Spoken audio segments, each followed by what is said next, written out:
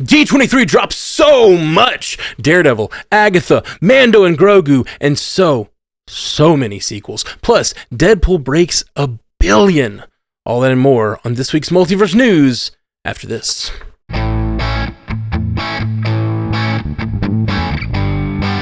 Welcome to Multiverse News, your source for information about all your favorite fictional universes. My name's Matthew Carroll, and with me on the panel today is J. Scotty St. Clair. What's going on, J. Scotty? People keep asking if I'm back, and I haven't really had an answer, but now, yeah, I'm thinking I'm back. Nice. Very well done, Jay Wick. And my fellow OG Panda from the MCU cast, Jeff Randall. What's going on, Jeff Randall? I'm a guest today, man. Why didn't you talk about Haley first? You're on my screen in this order. That's right. Saving the best for last. That's right. Saving the best for last. You're on my screen in a certain order. If I don't do it this way, I'll miss someone. Okay. There's 3 other people, but okay. So, Jeff Randall, thank you for being here. Happy It's to be exciting here. to have you as a guest once again. Bringing the chaos. That's what I do. And Haley Hobbs, rounding out the panel. What's going on, Haley Hobbs? I never left. I'm never going to leave. Except for maybe like in a few weeks. I'm always here, except when I'm not. Yeah. All right. Accurate. Well, as we like to do at the top of the show, we're going to read a 5-star review. And this one's from New Believer. Oh, welcome back. Or until next time, New Believer. Here we go. They say, like a Hulk smash, you break the news down into manageable pieces, but with a lot more grace. A week doesn't go by where you don't bring us compelling, newsworthy, fascinating stories that fill my geeky cup. I eagerly wait for Wednesdays so I can open the podcast app and spend an hour with all of you incredible Hulks. Hosts. Incredible hosts. Thank you for doing what you do, bringing us the news, and making our week just a little more awesome. From New Believer. Thank you, New Believer. That's cute. Aww. I like to imagine that New Believer is a reference to True Believer. Oh, yeah. From our podcast, which is also obviously a reference to Stan Lee, but it might just be that they're like religious, like it might be something They totally just found different. God. Because that's their Apple ID, you know what I mean? Like it's probably not anything to do with us, but like I like to imagine that it is. Well, You're it's a like good stuck week. with those usernames forever too. Like on your Apple Yeah. podcast, you like don't get to change it. Oh, yeah. They nice. probably found God like 20 years ago, and they're like, oh, I'm not new anymore. We're your gods now. Yeah. I just find a new God every week. Man. Hey. All right. Moving on from the sacrilege. Our first story tonight. Hot off the heels of July's San Diego Comic-Con, Disney continued their full-court press last week with D23 Expo, where a smattering of announcements were made. So, let's tackle the latest and greatest news from the House of Mouse's more geek-centric divisions. Regarding Marvel Studios, Disney Plus was front and center with a fair amount of official as well as leaked footage released, delighting fans worldwide. A fresh trailer for WandaVision's sequel series, Agatha All Along, debuted, accompanied by a live performance of an original song entitled The Ballad of the Witch's Road, sung by the cast right there on stage. The Daredevil Born Again trailer seemed to generate unanimous positivity with hype moments such as the return of Jon Bernthal as the Punisher and Wilson Bethel as Bullseye. It also gave D23 audiences their first glimpse of the costumed vigilante White Tiger and a new villain, Muse. A first look at Ironheart also debuted, confirming the series is still on the way. Beside the return of Riri Williams, the other new details include Anthony Ramos as the Hood and an appearance by Shuri. On the film side, the splash was not as big as SDCC, which with much of the material being recycled, but new images and footage for both Captain America Brave New World and Fantastic Four First Steps were showcased, which included a taste of Michael Giacchino's main musical theme for the quartet. What do we think? Well, it's hard to make a splash as big as RDJ unmasking the Doctor Doom mask to find, it's him. So, of course the splash is not going to be as big. You got one time for that bit. Come on. Yeah, for sure. Like they're not going to top that for a while. That's a big deal. But they had some pretty cool announcements, and it's all pretty Disney Plus focused. Ironheart's still happening, you guys. Yeah. And you were not able to be on the podcast yesterday on the MCU cast when we talked about this. So this is exclusive. Jeff, what do you think about MCU cast guy? What do you think about all this news about all these great things? From I was confused. D23. I was confused by the Agatha All Along trailer being so music focused when like none of the rest of it was so music focused except for like her song in WandaVision where she didn't sing. Like she did sing that song. Catherine Hahn did record that song though. Oh, did she? Mm-hmm. She sang Agatha All Along. Okay.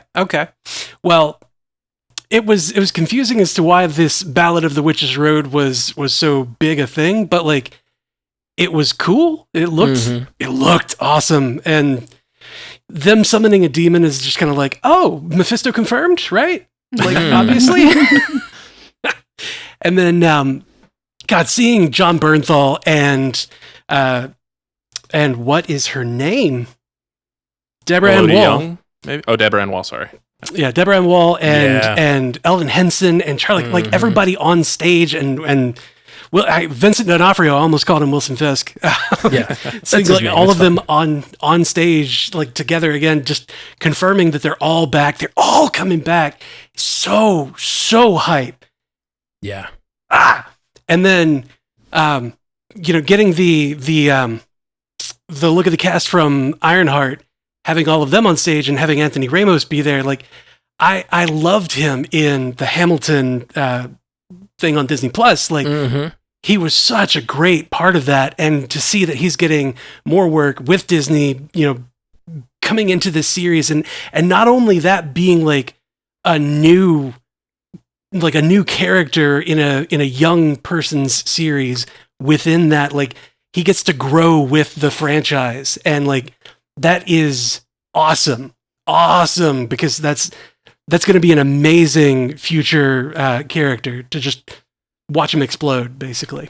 Yeah, he's a great actor and has portrayed wonderfully in all of Lin-Manuel Miranda's stuff, and he's moved on to being a big name. So I hope that they have bigger plans for him, like you say. They better.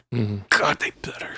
I'll provide the caveat that usually here on Multiverse News, we do pride ourselves on not discussing leaks or spoilers like that. But D23 really feels like a different beast because it is a fan event, and they the security was not the same as it is. Like people were allowed to keep their phones out and capture a lot of this footage.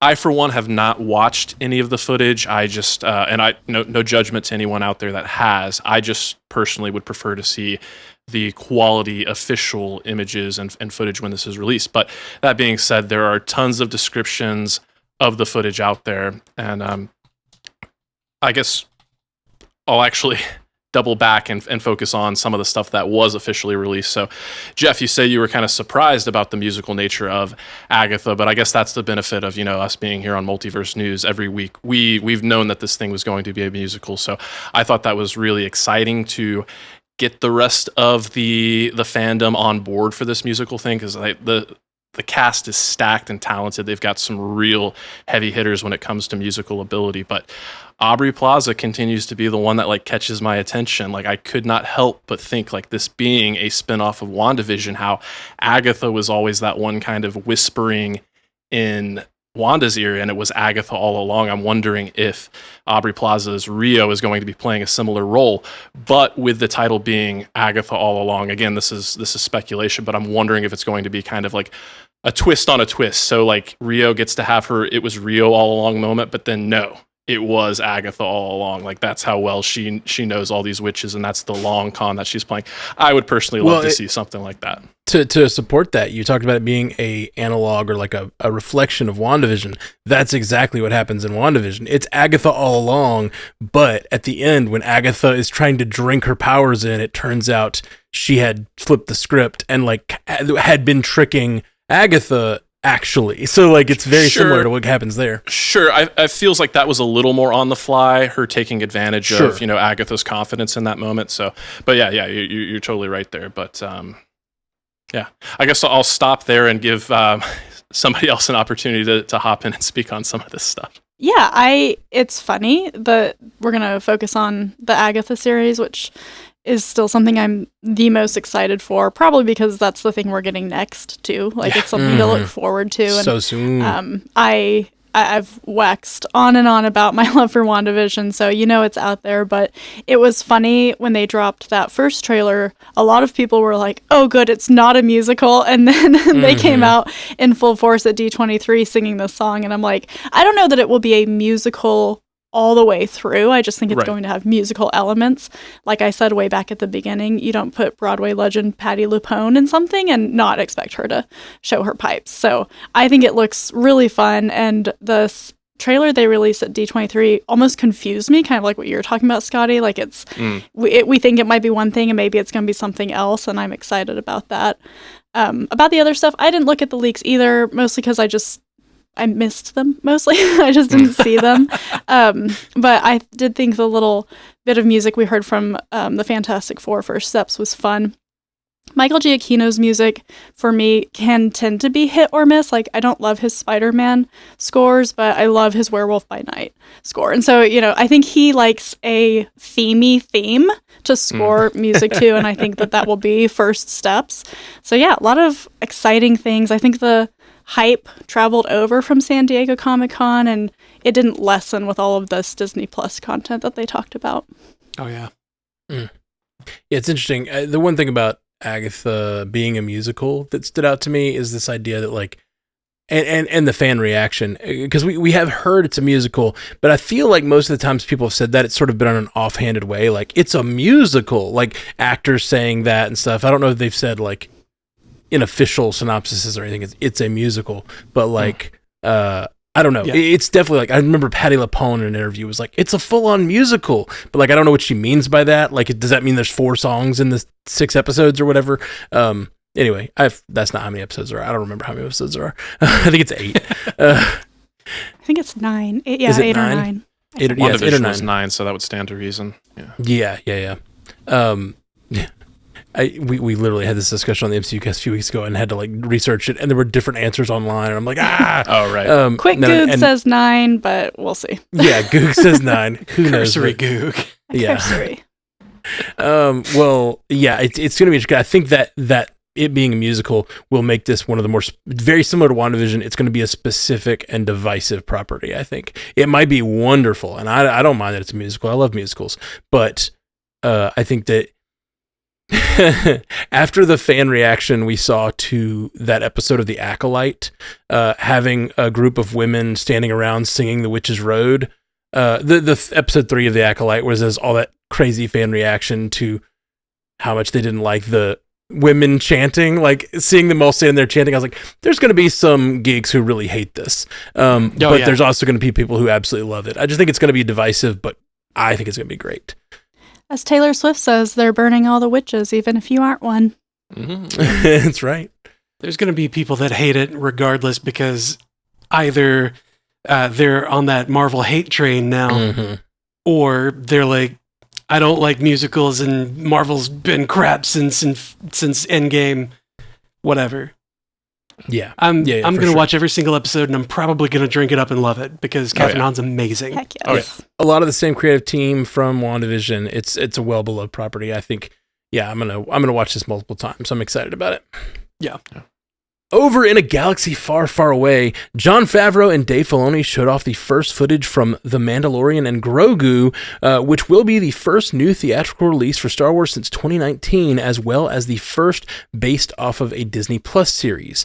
The official trailer for the Jude Law-led Skeleton Crew debuted, giving fans a tease of the Spielbergian influence.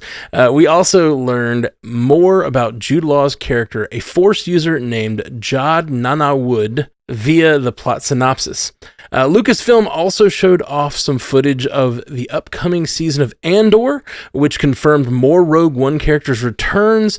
Diego Luna also revealed the next season takes place over 4 years in a series of time jumps. Star Wars ran the gamut here with all of this, because you go from Andor, which is very... it's like their muted adult grown-up show, to Skeleton Crew, which is very youth-focused and certainly seems to be something they really want families and kids to watch. So I am just coming off of my rewatch of The Mandalorian, the 3 seasons, and so I'm most excited for The Mandalorian and Grogu. Rewatching the episodes just like back to back like that made me remember like the special feeling that show had when it started in 2019, and I think this jump to film is much discussed in the Star Wars fandom right now. It's kind of like, is this going to work? Will you have that disconnect between, well, what if I didn't watch 3 seasons of The Mandalorian? Am I going to understand everything in this movie? And I have a lot of faith in Favreau and Filoni to pull that off. So that's the thing I'm most excited about. Andor was really critically acclaimed. I know we're going to see characters that we saw in Rogue One in this next season. So if that's something that's exciting to you, get ready for that. And I think it's going to lead up, this time jump leads up to the time frame of Rogue One. So that's where we'll get that interconnectivity. And then Skeleton Crew, I'm just waiting and seeing. It looks cute. It looks fun. I don't think I'm the target audience, and that's okay, because I think it's great to have, like we have with Marvel, like we were just talking about, there's something for everyone. I think that's kind of this direction that Star Wars is starting to go to. The Skeleton Crew trailer, watching that on D23 was like, it so did not fit the tone of like anything else Star Wars. But like after sitting with it for a bit and thinking on it, like processing the music and the feel and everything, it's like, oh, it's E.T. It's like E.T., but in Star Wars land. Like that makes so much sense now. And it's very youth focused and tries to give that feeling of hope, where like Andor is just like, no, this character's gonna die. You've seen Rogue One. He's going to die. He's going to be blown up. And it's not going to be fun. It's going to break your heart, rip it out, and show it to you. So, like, there's something for everyone, right? Like, there's still hope in the Star Wars universe. But then, like, I kind of feel like I need to go over to the Disney building over there, over in Burbank, and be like, you have something I want. You may have some idea of what you are in possession of. Because I need the Mandalorian and Grogu right now. I need it in my veins, in my eyeballs. I need to be washed with it. I don't care if they force me to watch 3 seasons of that show. That show is amazing. You're welcome. I don't think this got added to the lightning round, so I'll go ahead and bring it up now. But during all these, D23 reveals, Disney also started a new tradition of honoring certain, actors and figureheads with the honor of Disney legends. So Miley Cyrus, Harrison Ford are the first ones that come to mind that were, bestowed this honor. But I look at Jon Favreau, and I just come away with this appreciation for what a fixture in multiple fandoms he is right now. We're just coming off of Deadpool and Wolverine, where he was like really the most significant connection to the MCU. We got that outside of the TVA, and then here he is, with side by side with Dave Filoni, just like making all of these Star Wars announcements. And as far as The Mandalorian goes, I do think for me season 3 was a little more spotty. It was a little bit of a dip in quality.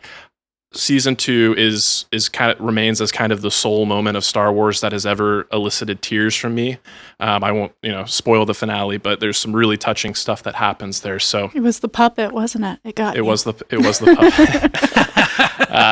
and the return of a certain. It was just such a crescendo and such a beautiful medley of things happening there. But I do appreciate what Dave Filoni has done for this fandom, but I think, for me personally, he operates best when he has that guiding hand of Jon Favreau with him. He's, I think he's still learning when it comes to the live action stuff, but Andor Andor and Rogue One remain some of my absolute favorite stuff to come out of Star Wars and the Disney regime. So I am incredibly excited for Andor Season 2 and the return of these characters. And kind of off topic here, but I started watching The Bear while I was on vacation last week with my folks, and I forgot that Ebon Moss-Bachrach was in that first season of Andor, and he's just so good at playing, a guy that you don't really like, but he elicits this emotion out of you. So to kind of go back to Disney or Marvel for just a second, I'm just increasingly excited to see him play Ben Grimm. So all in all, I think it was a real win for Star Wars, and we've got a lot to look forward to and be excited for. Yeah, I've been saying that ever since you started talking about him as Ben Grimm. He's such a he's so great at playing like a gruff character, but when it comes down to it, you can rely on him as part of your family, And it's like I've seen him play that character, cousin. He's that guy. He's so good, and I'm very excited and I think his voice also like lends itself to a good voice acting role for behind rocks. I think it'll be really good. I mirror what you were saying there, Jay Scotty, with Andor, the Andor season 2. When I watched Andor, I did not know it was going to get a sequel series, I did not know that it was going to. I don't know if they had even announced, but I thought it was a one-off. Like I thought it was deliberately a one-off, and so the ending of him getting in the hands of, the way it ended, I thought that was like, okay, and that's how he connects with the people, and that leads to Rogue One, and then they started talking about season 2, and I was like, what? I didn't even know that. Like this is really, really good Star Wars, and I didn't even know this was like ongoing series. So, but the fact that it's 4 years of time jumps is interesting. I feel like that's intentionally burning up a lot of time. Like we know this character ends, and I'm sure we know what BBY number he ends on. I don't know how many years there are between Andor. It can't be too many. It's still the same actor. So like them jumping in time like that makes me nervous. Like how many seasons can they get out of the show if they're going to do 4 years in one season? Which they may not. It may be a 2-season show. But I really am pumped for season 2 of Andor. I didn't expect it to be as good as it was, and I didn't know anything about it. I was embarrassingly uninformed about Andor before I started watching it. I thought that when it came out, like they had announced that it was going to be like a 4-season thing. Okay, I had no idea. Something like that, or like it was going to be a year per season, and then like that was the arc. But I may be making things up.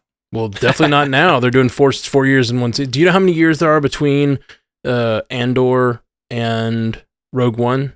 Haley? I looked up because I couldn't remember exactly. So the first season takes place 5 years before A New Hope, which is basically Rogue One. Right. Sure. Same time. So I guess we can say maybe the season 1 was 1 year, and then this next season 2 will be those 4 years where he's really joining the rebellion and becoming that spy master that he kind of becomes. Cold-blooded killer Cassian. What movie is the Battle of Yavin or whatever, BBY? What movie is that? A New Hope. Is that A New Hope? Okay. That's when Luke does the Death Star run. Yeah. So BBY is before the Battle of Yavin. Yeah. So everything. And then after A New Hope is ABY. I've just seen that going around the internet, trying to learn about Star Wars since I'm sort of a noob. I really enjoy being a noob at Star Wars because since I don't normally podcast about it or anything, I just sit down and enjoy it, like I don't have any thoughts in my head of like, what's my take or like, what do I think? I'm not being critical. I'm just like, pour some Ahsoka in my eyes. Yes. Pour some Ahsoka on me in the name of love. This is a musical episode right now. I think we all feel that way, Scott. Pour some Ahsoka on me. I'm Ahsoked over here. Hey! I'm sorry. It was good. That was a good one. All right. It's all connected. Bringing it back to Marvel with their animation offerings, the D23 panel provided significant updates on several series. While Marvel Zombies is still a while out, we now know it will be 4 episodes and rated TVMA. Eyes of Wakanda will also be 4 episodes long. What If voice actor Hudson Thames will reprise his role as Peter Parker for Your Friendly Neighborhood Spider-Man, with Coleman Domingo voicing Norman Osborn and Charlie Cox as Daredevil. The series will premiere November 2nd, 2024. Yeah, Coleman Domingo has quietly become one of our favorite up-and-comers here. Not that far back, he was actually being fan casted to be a replacement for King. So it's Still nice love to it. see. Yeah, this could be the foot in the door. This could be, his first foray with Marvel that could go on to be bigger and better things. But I am excited to check out Sing Sing at some point this week. So I'll report back in and let you know what I thought about that. But I can't help but, notice the 4-episode thing here. And I have to imagine that is an attempt to increase viewership. I haven't seen the numbers myself, but I think Jay has shared with us that, unfortunately, even with, the conversation being, really healthy around X-Men 97 and stuff like that, and even What If, they kind of remain some of the more, less viewed properties in terms of viewership there. So I think they're, if they truncate it down to 4 episodes, that might be less of a hurdle for people.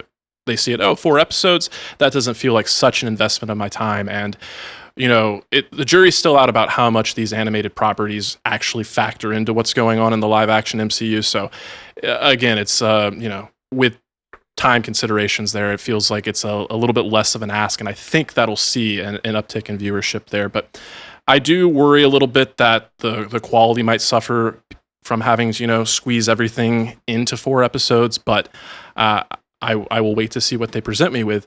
Marvel Zombies, I've been on record saying that I'm looking forward to it, but zombies alone are not really enough to get me super excited. So finding out that it's going to be rated TVMA is definitely the way to get me incredibly excited for that. If you're going to do zombies, I love those episodes of What If. They were fun and they were novel, but if we're really going to up the ante here and make this full on gore and just further drive home, my soapbox that animation is just not just for kids, I'm totally on board for it. So, I think Marvel Animation definitely had a win here. And Eyes of Wakanda, we still don't have too many details about, but that remains the one that I think I'm kind of the most excited for here. I am worried about zombies being TVMA because I when you're scrolling TikTok and those guys make little videos of what happened in different comic books, and it's the most the number 9 most disgusting deaths in Marvel Comics. All of the most disgusting deaths in Marvel Comics are from Marvel Zombies. They're all there. Sure, and sure. I am wondering how hard they're gonna go on the the Marvel Zombies. There's so many and it's not just gross, bloody. It's someone eating their own friend kind of stuff where you just feel gross afterwards. And in the Marvel Zombies comics, they still have their minds, so it's they're sad about eating their own friend, but they still do it, and it's just because they can't stop. Yeah, it's gross. I hate it. I like a mindless zombie. The idea of zombies that it's kind of like vampires where they're I have a hunger, but it grosses me out, and I worry that I'm gonna have a hard time making it through that show. But luckily, Ashley and Jay Scotty will be there. Maybe Jay Scotty, you may need to come on and tap in for those episodes on the MCU cast. Yeah, you got my number. I feel like Marvel was how do we get Ashley Coffin to come watch animated things? They're zombies and make it TVMA. Yep. That is the way. Yep. This is the way. They're bringing her straight in. As for the connection part of this, they also mentioned the Eyes of the Wakanda. They mentioned that they're going to be going to a city protected by a guy with a glowing hand, which obviously elicits Iron Fist. And I'm wondering... Secret City. Well, yeah, a secret city. So it's going to be Kunlun. That's Kunlun. But they've also talked about how Eyes of Wakanda is over a larger time period where they're showing different times. I'm guessing this is a different Kunlun, or a different Iron Fist time period. Yeah. So it's probably not going to be Danny Rand. It's probably going to either be an older or I'm guessing it's going to be an older Iron Fist. So that's interesting. But it makes me wonder, if they do use Danny Rand, though, it makes me really wonder if they'll connect it to the Iron Fist series, or if it's just going to be something they leave behind. And then the Friendly Neighborhood Spider-Man stuff really still has got me going where they seem to be bringing that show more and more in line with the MCU, so maybe it could be an actual prequel series to what has happened in the MCU instead of just a series. but I don't know. Him meeting Daredevil sounds awesome, but I don't know how that. I kind of wish the first time we see Charlie Cox's Daredevil meet Spider-Man could be in the movies. The connectivity thing is kind of, it's not bothering me, but they've said different things in different times. Yeah. So like when I was listening to the official Marvel podcast a few weeks ago, Brad Winderbaum said Eyes of Wakanda is most closely aligned to the MCU. But now I think we've always thought that Marvel Zombies was also MCU. And like you said, Matt, like now this Neighborhood Spider-Man with Charlie Cox, it's like, well, I feel like either do or don't kind of a thing. I guess it doesn't really matter because multiverse, but I think that's kind of a question mark, and maybe people don't expect it. Like I said, it's not a make or break for me on any of these projects. I think they'll be fun, but it goes back to something we've talked about a lot. When connectivity is the bread and butter of your brand, what happens when you start to branch out from that and your fans are used to it? I don't know. And maybe that has contributed to the 4-episode thing. It could be a cost-saving measure because animation is expensive. It's time-consuming, but I'm excited for all of them. I just want one. So let's go, Spider-Man. It's also one of my least favorite things when they use the connectivity, which is one of my favorite parts, and a lot of fans love that part of the MCU. They kind of dangle the connectivity, but then it's not really there. They're like, hey, it's kind of connected. Don't you want to come over here? We're going to reference it a bunch. But then it's like, no, this is clearly not connected. The universes don't work, but we got Charlie Cox voicing Daredevil. Like, they don't reference you at all. Why are you referencing them? Yeah. Oh, it's just to bring me over? Great. Yeah, exactly. It feels like something that I hate, which is like using my fandom without respecting my fandom. Yeah. I don't like when they do You that. don't have the right. You can't just dangle that carrot in front of me. Yeah. I would much rather than just say like, hey, we're making a great Spider-Man series. It has nothing to do with the stuff that's been before. It's just a brand new thing. And like, I'd be like, cool, let's check it out. If they could just tell us that like, we don't really want to make this part of the main canon. This is in the multiverse. It's like, like when DC's just like, it's an Elseworld story. Like, just let us know. We'll be happy watching it. Trust me. Yeah. Especially if we know. They could even call it a what if story and give it a specific hook. Like, what if Spider-Man gets recruited by Daredevil instead of Tony Stark? And then it's just an entire show where they follow one of those sorts of like what if stories down in actual like seasons and seasons, and you see how that universe develops differently, you know? And they what if universe. Yeah. Like an entire what if show instead of just like one episode. That might be cool. Finally, honing in on Disney's homegrown projects, as Bob Iger promised, sequels were all the rage. Pixar won the day in terms of the amount of project news. A very brief Toy Story 5 teaser trailer indicated the return of Woody, and Brad Bird was announced to return to direct Incredibles 3. Zoe Saldana joined the cast of Elio, which is now slated for May 2025. Hoppers was announced as the studio's next feature, with John Hamm in a villain role.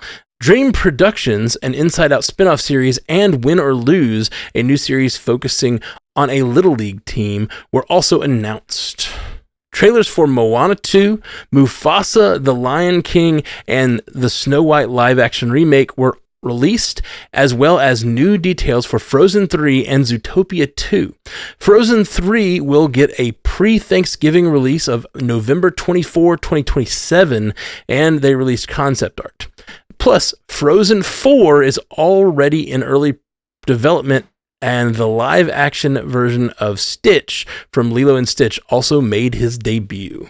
So I'll start with Pixar, and in addition to Toy Story 5 being announced and getting that really brief teaser trailer, they also showed some concept art, which I might have lied when I said I haven't seen any of this footage or trailers. I saw some images here and there, and I did see the concept art here. And in addition to the return of Woody with, Buzz and the gang, it also looks like they're going to be going up against like technology, which is an interesting way to take it.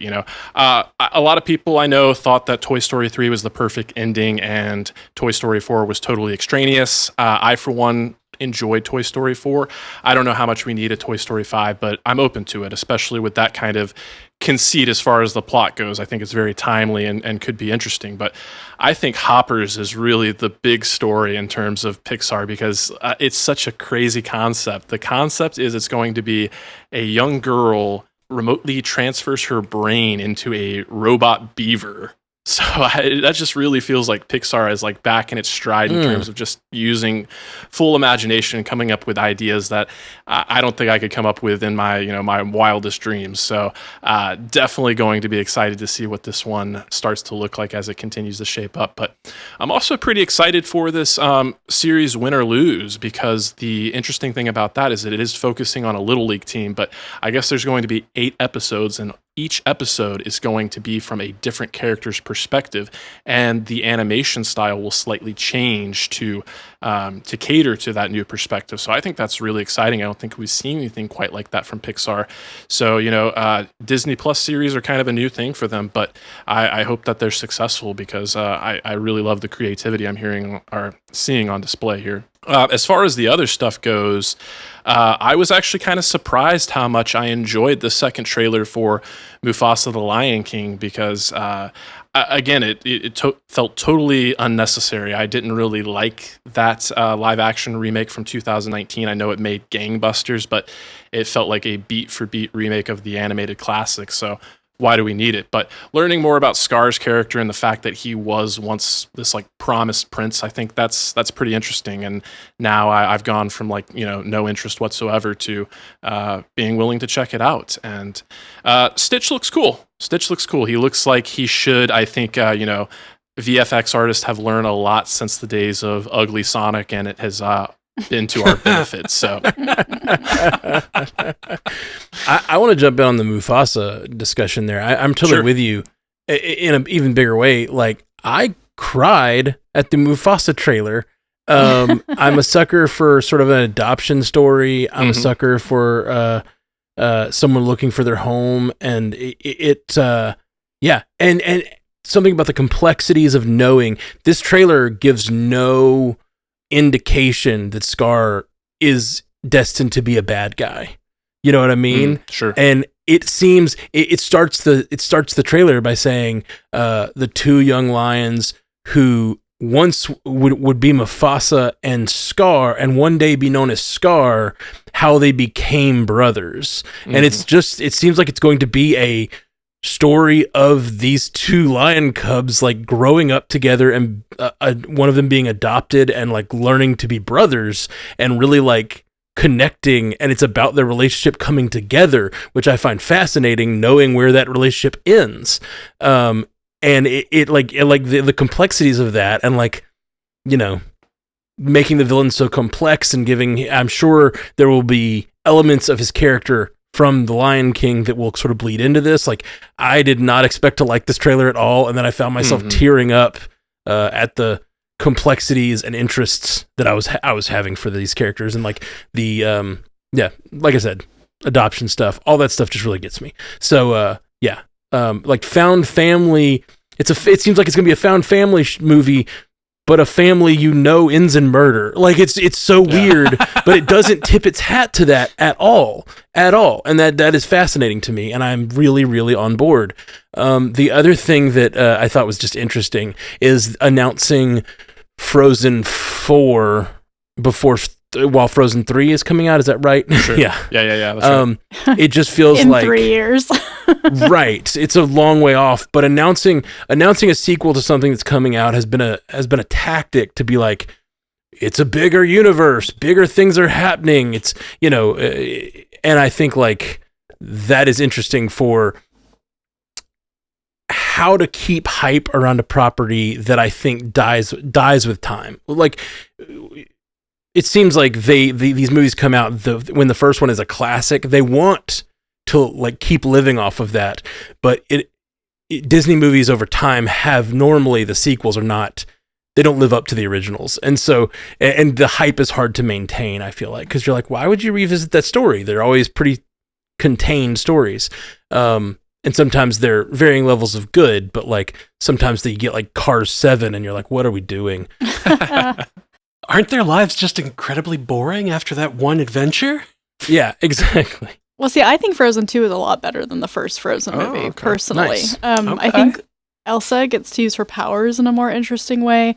The sister stuff hits harder to me because they're separated and there's just a lot that goes on in that movie that I connected with way more than the first one. And I feel like Bob Iger saw Inside Out 2 make all that money and he was like, green light, green light, green light, green light, Yes. green light. Yes, Whatever you yes. want. And Frozen has a special kind of like hype around it, I think, from the kids that watched it when it's like they're young, it's their Disney animated, and now they're older because the first one came out back in what? It's been a while. It's probably been at least like 10 years. 11, 12, something like that. Yeah. So it's got some age and patina on it, and they're like, we're gonna make more. Mhm. I thought the thing that caught my interest the most was that the Snow White live action is still going forward, because I thought I remembered Iger coming out and saying he didn't want to do those remakes, but probably too much was already put into this one. Yeah. All the things that are surrounding this movie kind of make me think it's really going to fall flat, but I don't know. I really kind of thought he was going to shelve that one, and it's coming out. Gal Gadot looks amazing. I'll say that. Mhm. We got confirmed CGI dwarves, so Yeah, there's a lot about that movie. tough one to tackle. Yeah. There's a lot of problems with that movie. Did any of you watch the Moana 2 trailer? Yes. Did it feel to you like look, see what we did in the first movie? Wasn't that cool? You remember? You remember? You remember that? And then you remember that? That was cool, right? Like, it didn't seem to be introducing a new story to me. For sure. And I was just kind of disappointed with it. I was like, hey, the animation's great. The Rock's back. Cool.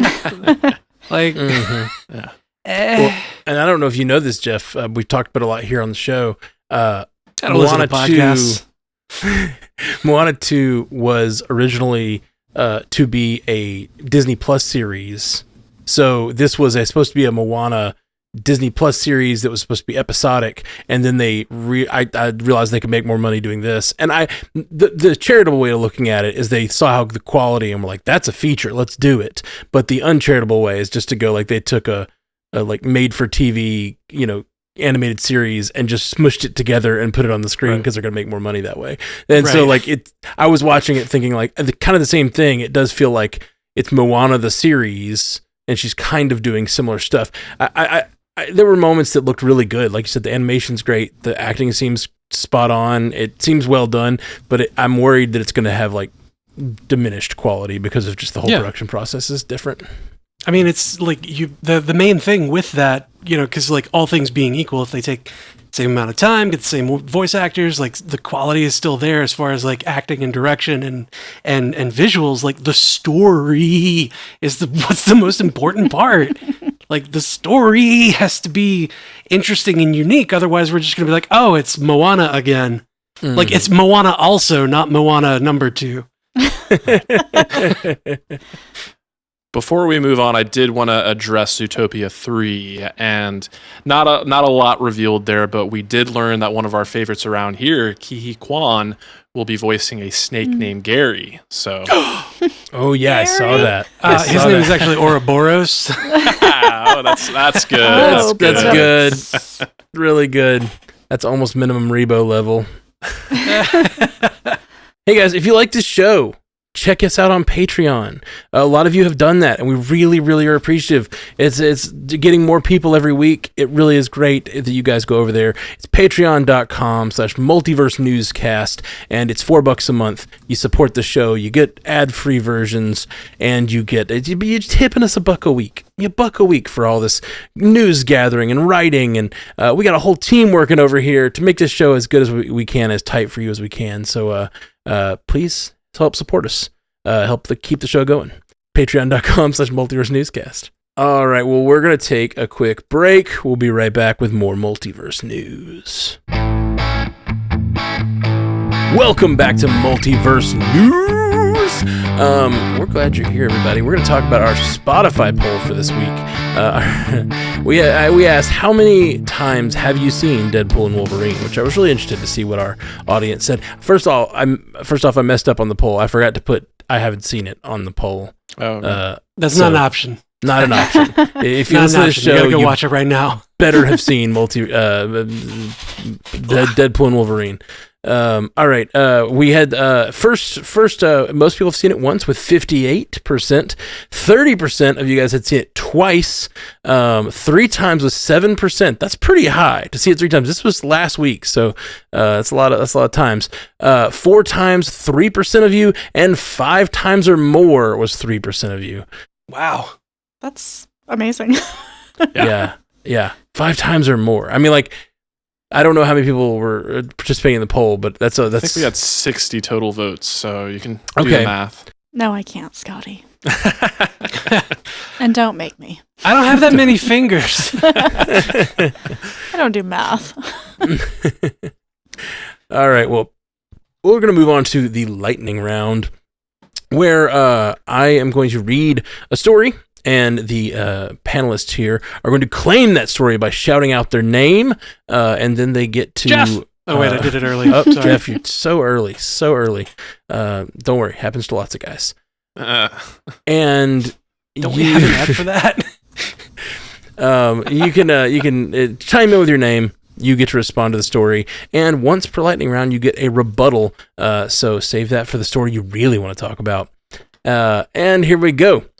On Saturday, Deadpool and Wolverine reached the milestone of becoming the second R-rated movie in history to cross $1 billion at the international box office. It is nipping at the heels of Joker to become the highest-grossing R-rated movie of all time. Jeff! These words are delicious.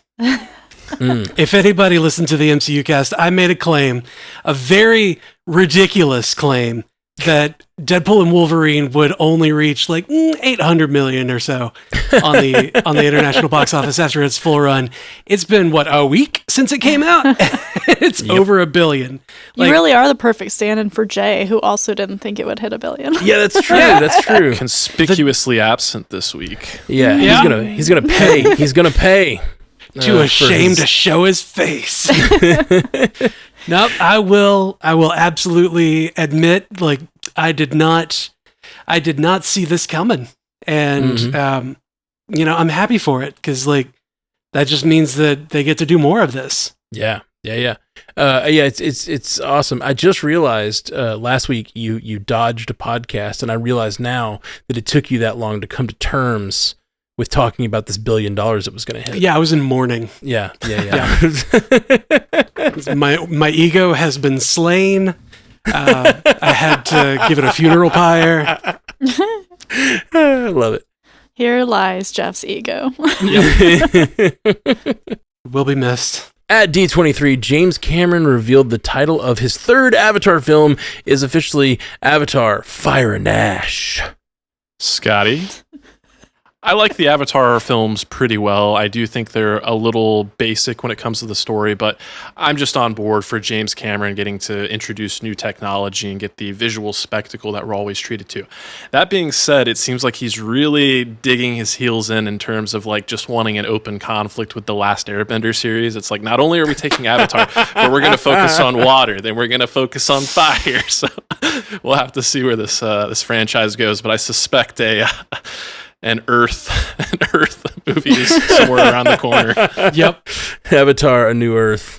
I was sad that I didn't get to make that joke. I was like, come on, let me talk about the Earth Kingdom. Come on, let me get the Earth Kingdom. Oh, I got it. Yeah, it's also really starting to sound like every romantasy book title. Oh. Yep.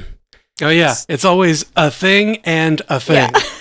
Yeah. For sure. Let's get him and George R.R. Martin hooked up so they can really, really put out some good content. Yeah. There'll be way too many conjunctions in those titles. Oh, yeah. True. If we get these people together. All right, Deadpool and Wolverine co-writer Paul Wernick confirmed that a draft included a Tony Stark cameo for Robert Downey Jr., but it was reworked to feature Jon Favreau as Downey declined. Another version had all 6 Avengers in the scene, but Downey's eventual return as Doctor Doom conflicted with this. Haley? Yep, go. Feige said no. Feige said no. You think Feige Dad said said no? no. Well, it sounds like I think Feige said no, probably. All right. Hey, we're doing this. You can't do that. Yeah, I do think that. Yeah, they definitely like don't. I think it's a good call. Let me. I'll use my tiny butt here or use my rebuttal and say I think this is a good call. If they're planning to bring back Downey Jr. for Doom, they shouldn't bring him back here. Like we need the time away. If he's, I think seeing Chris Evans in Deadpool was awesome, but it does. We don't need to see all the Avengers, especially if they're planning to bring them back for Secret Wars. Like, yeah, let it rest a little while. I think seeing Chris Evans was made better since he was Johnny Storm. Oh yeah, 1,000%. Like if he had been Captain America, it'd have been like, oh, it's a different version that's not as good. Yeah, I love Deadpool and I love all the cameos, but yeah, it really doesn't feel like the correct place. Like, yeah, I think even back to like Far From Home, like that like scene where Peter's tripping out from Mysterio and you have like that Iron Man rising out of the grave, like that feels more appropriate to bring RDJ back as Tony Stark there as opposed to Deadpool. It's kind of it's too irreverent. I love the character, but too irreverent for that noble sacrifice. Yeah, 100%. But that movie is not afraid to be irreverent to sacrifices, noble sacrifices. Oh yeah, that's fair actually. That's fair. One of Paramount's Yellowstone spinoffs, now titled The Madison, is gaining momentum. Michelle Pfeiffer has been cast as a lead and will also serve as executive producer. Jeff, no one cares. Yeah, that's kind of what I was going to say. Something very similar. I don't care about Yellowstone, but I know a lot of people do. Yellowstone's not in our demographic. There's a crossover. But there's some crossover for sure, yeah. I think it's the Gen Xers. I think it's millennials too. Oh, maybe. We're getting older. I don't know. Yeah. There are a few. Patricia Arquette, Heather Graham, and Tom Felton have joined Zazie Beetz in the cast of They Will Kill You, a thriller from Nocturna Productions, the new horror label by Skydance, and The Machetes. It will be directed by Kirill Sokolov. Scotty, not too much to say on this one, but it's a relatively stacked cast. I think the standouts for me are Heather Graham was kind of a late addition as far as we know, but then Tom Felton hasn't been doing all that much outside of Harry Potter. I know he had a brief stint on The Flash, and then he popped up in one of the Planet of the Apes movies, but hasn't done too much outside of this, so I don't know which role he's going to be playing, but it would be kind of great if he was able to tap back into that Malfoy energy and potentially be the one that is doing the killing here. So we'll see. Yeah.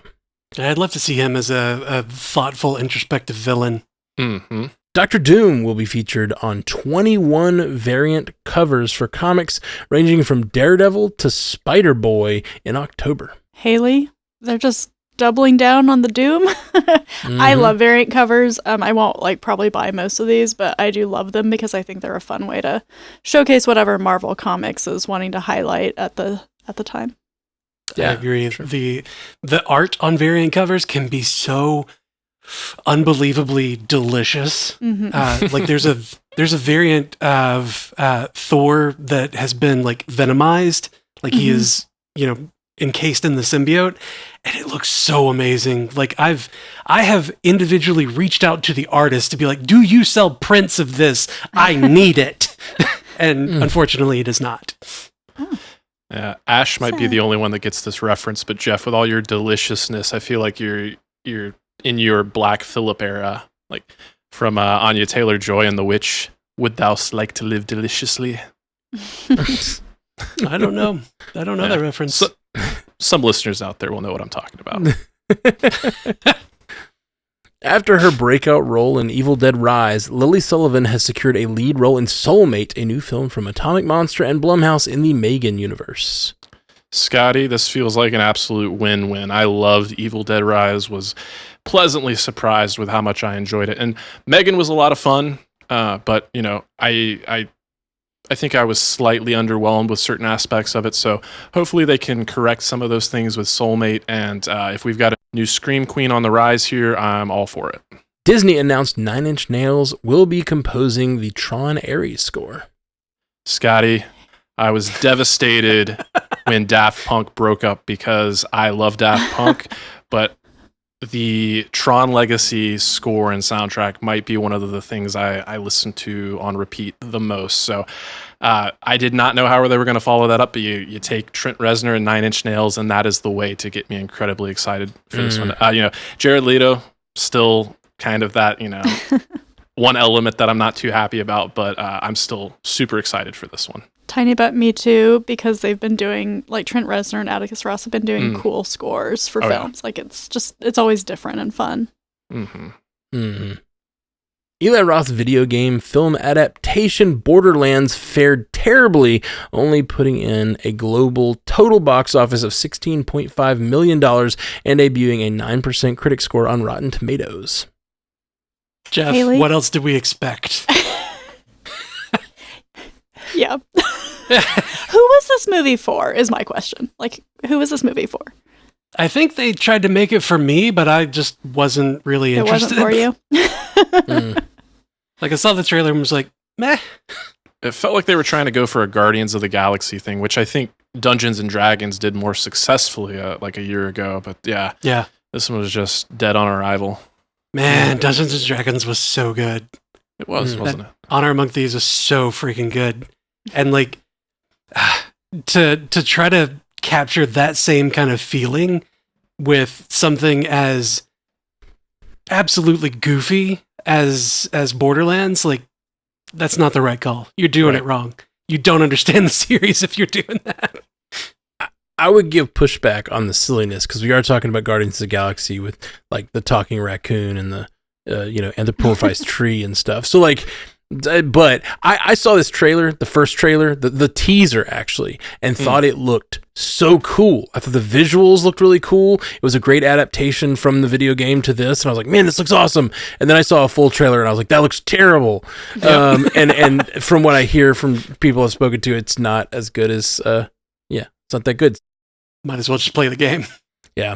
At D23, a teaser for Season 2 of Percy Jackson and the Olympians was shown, and new cast members were announced, including Sandra Bernhard, Kristen Schaal, and Margaret Cho, who will guest star as the Grey Sisters.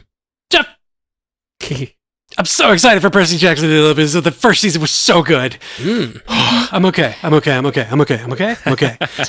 but Sandra Bernhard being in this kids show is hysterical to me, and I love it so much. I don't know who that is. She's a comedian. Like, she's not a kids show actor. Let's just put it that way. Okay. I love it. Well, I kind of feel like the first season of Percy Jackson was not really like as much as a kids show as like say like the movies were. It was aimed for a younger audience. Sure. But I liked it a lot. I loved it. It was great fun. I've heard good things. I can't wait I need to check it out. James Wan, the creator of Saw and Conjure and the Conjuring franchise, is developing a new take on the classic 1954 Universal monster property, Creature from the Black Lagoon, and is in early talks to direct the feature project. Matt, I'll jump on this one. I think this is really interesting. We know a few years ago they tried to do the Monsterverse thing, and we have always said the way to do a Monsterverse or any verse is to start with one good property and continue to make those and to expand out. And James Wan has been successful in that twice, making like fairly expansive projects where he made a really good outing and then it got expanded into, what are we at, Saw 12 and freaking Conjuring 18 or whatever. Like we've got tons of these movies, and Conjuring specifically has spun off into multiple franchises off of that franchise. So if they were to do a Monsterverse, this feels like a much better way to start it without the expectation that it's going to be a verse. Just give me a good Creatures from the Black Lagoon movie. But I see what they're doing. I think they're trying something. I think they're trying to backdoor us into a Monsterverse. Everybody, don't let them do it. I'm just kidding. Okay. Do it. Blockade the well. Monsterverse. You're not going to force Tom Cruise on me. Please let Tom Cruise show up in the last reel of this and be like, "You're part of a bigger universe." Have you ever heard of The Mummy? That's me. I'm he. Okay. Netflix has greenlit the animated Ghostbusters series, first announced in 2022. Elliot Kalin will serve as writer, showrunner, and executive producer. Haley, why? Why? That's so funny. I don't know. Tiny butt, why not?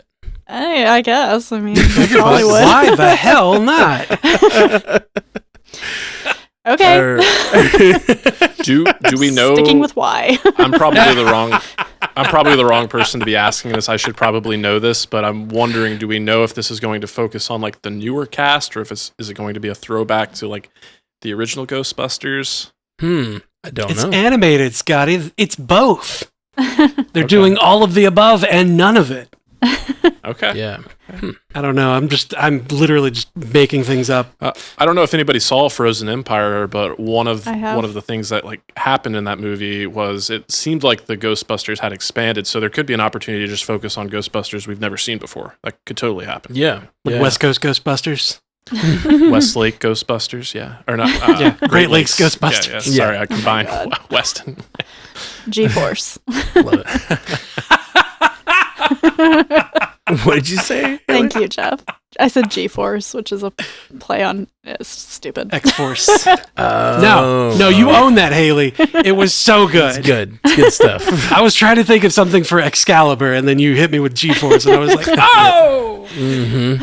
Nailed it. Just keep that part in. Keep it. Oh, I plan to.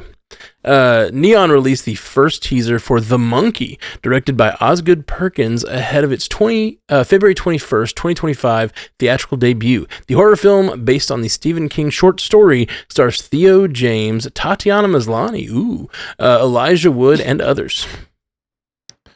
Scotty, feels like Stephen King adaptations are a dime a dozen, but looking at the talent involved here, Osgood Perkins is coming off of an incredible win with Longlegs, which I pretty thoroughly enjoyed. So, Elijah Wood, I'm always on board for. Theo James is kind of one of those ones. He first debuted in those like Divergent films, so I wasn't too high on him, but he's done some great voice acting in between there. And yeah, I'm not as big a fan of Tatiana Maslany as you, not having seen Orphan Black, but I loved her in She-Hulk. So I think this is one to keep an eye on. Tiny, but it will never leave my brain that Osgood Perkins plays David in Legally Blonde. Oh, I had no idea. I'll have to go It's back. Yeah. amazing. Look at his IMDb. It's like horror, horror, horror, Legally Blonde, horror, horror. That's great. That's great. It's amazing. That's great. The Acolyte's Manny Jacinto has been cast as Lindsay Lohan's husband in Freaky Friday sequel, the Freaky Friday sequel, which is now titled Freakier Friday. Jeff, it's Jacinto. We just talked about this before. Oh, yeah. Were you not here for that conversation? Everyone told me to say Jacinto. No, no, you you- looked it up and said. Oh, You you didn't said- listen to the follow-up. Oh, you said it was Jacinto. Okay, that's right.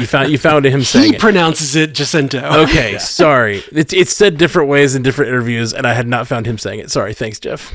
It's okay. It's okay. But I'm going to hold out for Freakiest Friday. Yeah, for sure. Like, why did we need a sequel for Freaky Friday? I mean, just to get Manny Jacinto's abs in it as the love interest. I mean, I feel like that's It's his arms that everybody's on about. just an attractive man all around. Fair. The Holdovers' Dominique Sessa will portray Anthony Bourdain in the A24 biopic Tony. Scotty, yeah, I'm excited for Dominic Sessa. I think The Holdovers was a great kind of debut for him. And Anthony Bourdain, I think he's inherently interesting. It was a real tragedy when he passed away in the way he did, but I think all of his writing and his series are really interesting. So to kind of go back and focus in on his early life, I think Dominic Sessa definitely has the chops and the looks to play the part. So let's go. Yeah. tiny but I find it really interesting that Anthony Bourdain has had multiple projects that were originally based on him that may be like fictionalized versions or whatever, but like Anthony Bourdain's life has been was such a an adventure that multiple stories of his has been told. One that I saw and it always stands out to me is The Kitchen Confidential, which is Bradley Cooper played Anthony Bourdain on a TV show, and it's he's not Anthony Bourdain though. It's like a fictionalized version, but it's based on. And there's I believe there's a couple other TV shows or movies where they have based the kernel of the idea was the adventurous life of Anthony Bourdain and sort of like turned into movies. And I find that really kind of wild that this is another one's coming out. Ryan Murphy's new FX series Grotesquerie, starring Niecy Nash Betts, Courtney B. Vance, Leslie Manville, and Travis Kelce, starts on September 25th and will be available to stream on Hulu. The Ryan Murphy verse is just interesting. That's all. I thought you'd have something to say about Travis Kelce for sure, no? We've already talked about it. There will be no Travis Kelce hate in this, my house. I'm not hating. Good for him. You can't hate Travis Kelce going into acting without hating Kim Kardashian going into acting. Oh, yeah. Yeah, there was a lot of hate when it came out, but it's just interesting. Ryan Murphy just makes like interesting choices with his shows, so we'll see. Yeah, dig it. All right, well, that is all the news we've got today, guys. Thank you so much for joining us on Multiverse News. Let's go around the panel and everybody tell the folks where they can find you online. Jeff, you are the guest, as you mentioned earlier. Like, what can people? Where should people look for you on the internet? They can find everything that we're doing at strandedpanda.com. Check out the Marvel Cinematic Universe podcast everywhere you get your podcasts. Also, we're going to Dragon Con. Yeah. We're going to be doing a panel of our 10th anniversary episode, live recording on Friday at 7 p.m. and 7 p.m. Eastern time, yeah. And that's going to be intense. Let's go to Dragon Con, 10th anniversary of the MCU cast. This whole Stranded Panda thing, you know? Gotta come. Thing. And what about you, Haley Hobbs? Yes, I was on Bill and Ashley's Terror Theater. We watched and talked about Trap, which was really a fun movie, so definitely go check that out. On Source Pages, we dropped a Star Wars book discussion about the third Darth Bane novel, and then Brian and I have a lot coming up. We're doing 2 weeks of Secret Wars coverage, and then 3 weeks on Scarlet Witch for the Agatha show, so lots to do. Sweet. And J. Scotty St. Clair. Yeah, I'm happy to announce that Animation Deliberation has made its return after a hiatus. So Zuhair and I had the opportunity to just catch up and talk about the first episode of Batman Caped Crusader. We will be doing a review for the rest of that series later this week. And then he and Andrew actually got the opportunity to talk about My Hero Academia. And just to address TV and Movie Guy in the chat, I haven't seen all of Moon Girl and Devil Dinosaur, but I have seen a handful of episodes and was really impressed with what I saw. So hopefully I can convince one of my co-hosts over there to cover that on that show because I would love to. And finally, I'd be remiss if I did not mention our missing host here, Jay Sisson. He's got a podcast that he does with his buddy Dave called Commute the Podcast, where they try to teach you something in about 20 minutes, or a few things. I think they cover 3 topics in about 20 minutes, so you learn something on your way to work or wherever you're going. So, check out Jay and support him over there. Yeah. And, you can check out strandedpanda.com for all of my things. We'll be back next week with more Multiverse news. We love you all. Thanks for hanging out. Peace. You stay classy, Multiverse. Until next time. Hey, thanks for listening to Multiverse News, or watching it, or whatever you're doing, eyeballs or ear holes, whichever thing. We do this show every week, and we appreciate you listening. Strandedpanda.com is where you can find all of our podcasts, and thank you for listening. Check us out wherever you get podcasts. Hit that subscribe button, hit that like button, hit the little bell icon, whatever you have on whatever service you're doing. Rate us, like us. We're really thirsty. That's what I'm saying.